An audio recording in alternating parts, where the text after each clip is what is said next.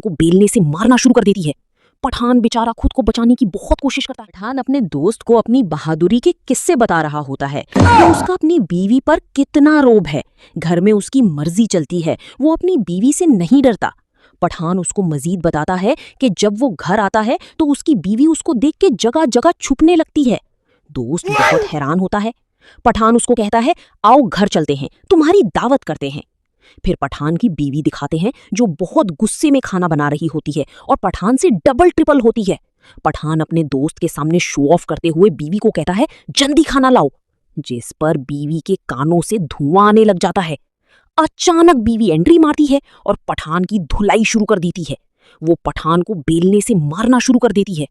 पठान बेचारा खुद को बचाने की बहुत कोशिश करता है, मगर एक के बाद एक बेलना उसके सर पर पड़ता जाता है।